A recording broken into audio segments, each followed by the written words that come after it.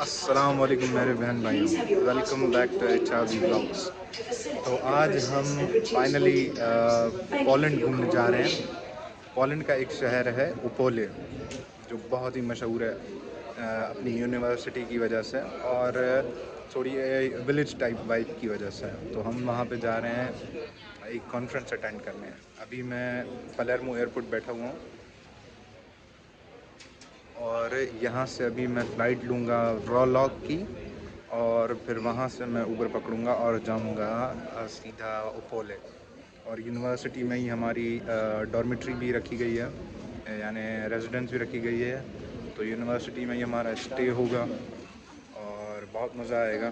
Conferences होंगी, बहुत सारी चीज़ें होंगी। तो सी यू एट रॉलॉक एयरपोर्ट। तो अभी हम फ्लाइट में बैठ गए हैं। मुझे लग रहा था कि मैं लेट हो गया हूँ, पर शुक्र है कि मैं टाइम पे पहुँच गया हूँ। ठीक है, तो ये अभी पीछे का मंजर है।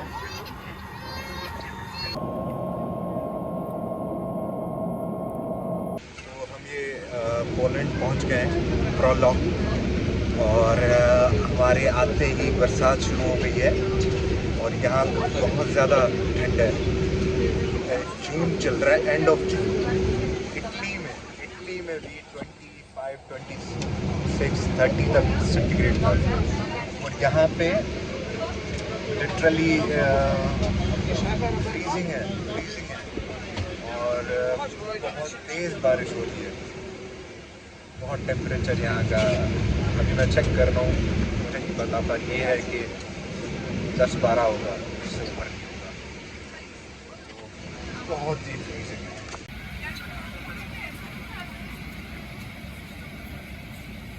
तो ये बस ने हमें यहाँ पे एयरपोर्ट पे छोड़ा। वहाँ पे बारिश हो रही थी, वहाँ से हम बस में बैठे, फिर बस में ही इंटर एयरपोर्ट बस जो होती है, ये अभी हम एयरपोर्ट पे पहुँचे हैं और एग्ज़िट कर रहे हैं।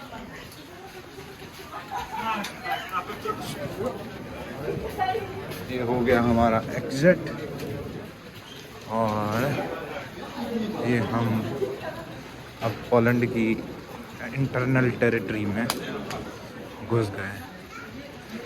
देखते हैं, अभी तक की जो वाइब है वो टॉप ऑफ द क्लास है, यानी आला। रॉलॉक एक इतना बड़ा शहर नहीं माना जाता पोलैंड में, पर उसके बावजूद the airport is wonderful. It's very big, literally it took the entire bus like 15 to 20 minutes just to arrive to the exit. और ये अब हम ऊबर करा रहे हैं और ये बारिश हो रही है और ये ऊबर करा रहे हैं और ऊबर आने वाली है। और ठीक है,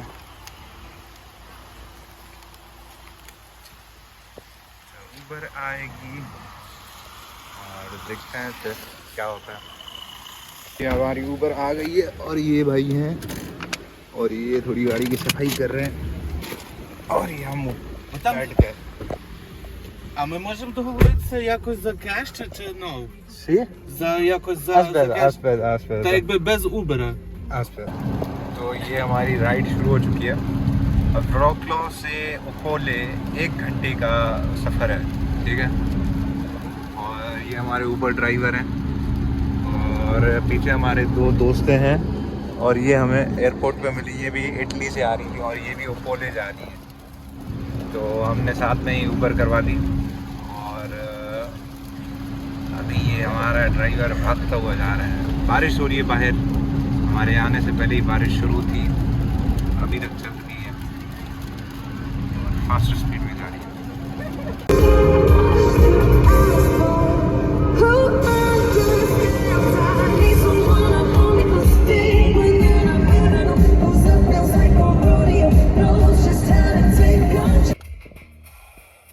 ये हम ओपोले पहुंच गए हैं। ये ओपोले के कुछ मनाज़िर हैं और ये यूनिवर्सिटी ऑफ ओपोले है।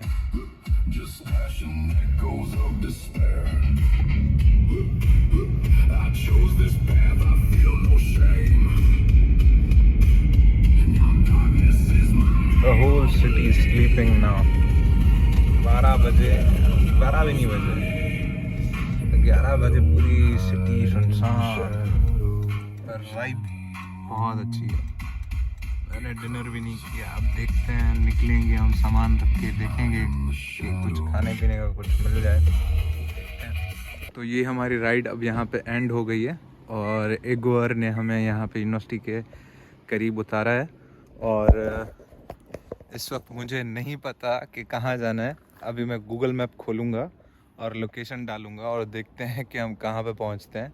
ये मुझे लग रहा है कि गेट खुला हुआ है और शायद ये यूनिवर्सिटी की डॉर्मेट्री हो सकती है।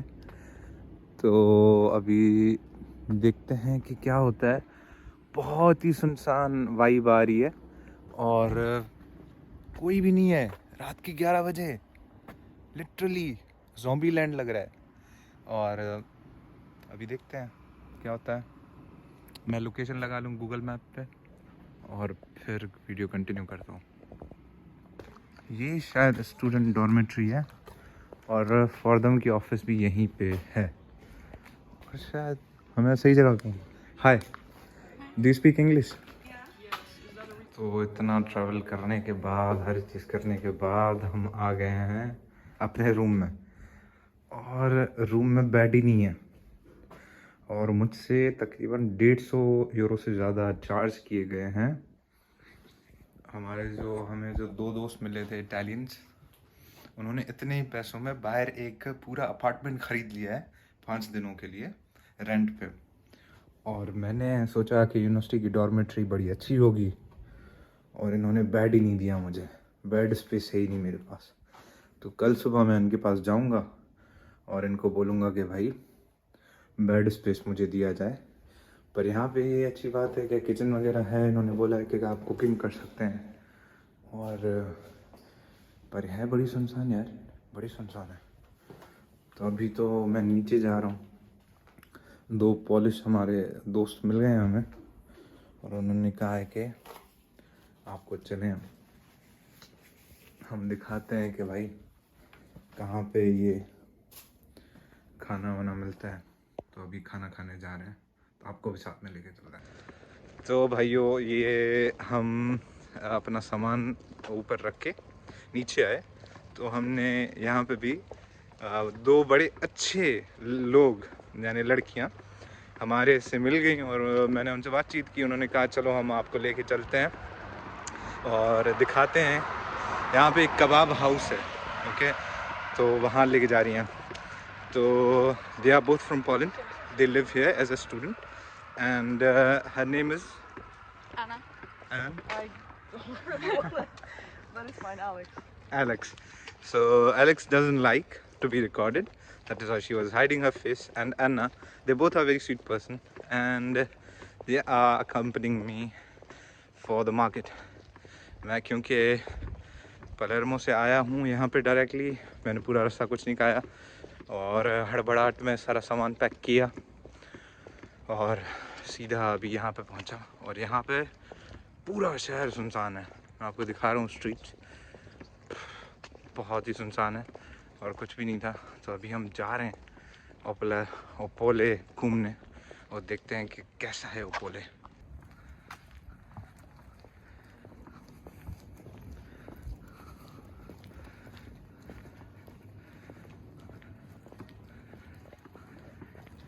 Why is the city dead? Literally, it's because, you know, it's exam Huh? time. It's most people are studying right now, okay. so it's not. There's not many people out in the streets, but most of the time when it's that hot, students are like having fun. Okay. Is this a pizza shop? No, it's also a kebab, but we're taking you to a better place. That's good. Better Yeah, than it's this. better. Okay. And is the city usually like this? At this hour, it depends. Honestly, it really depends on the day. It depends on the day. It's Sunday. It's a weekend Yeah, day. but most people that study here, they go back to their homes for the weekend. Okay. So, So the Opole is like full of the students. yeah, it's mostly. And if the students go back to yeah. the cities, their own cities, the city is dead like this. Yeah. And in the weekdays, it's very. Yeah, there's no people in the week. Okay. And what about the safety and security? Is it completely safe? I mean, I never had a problem. Okay. It's pretty safe, I would say. No, I can guess that from the aura of the city. It's very quite safe. Yeah, I mean, there are a few people that, drink too much and they sleep on the streets, but it happens in every city, I think. Never. Okay. It's because there's a problem in Poland with homeless people, I think. But they are usually not aggressive or anything, so they just mind their own business, mostly. That's good. That's good. I was in Norway, Kristiansand, and it was like same like that. If you apply for the Fordham opportunity, Kristiansand is also have a University of Kristiansand. They also have a partner university with Fordham. So you might have the opportunity to visit for Kristiansand, and it's also a very small city, very far from Oslo. You'll find the same vibe here. Where's the city center? Oh, it's really close, right here is the tower. Okay. It's the center. Where? Oh, the tower is the center. Yeah, That's yeah. the cathedral? No, it's What is this? the Stratusz.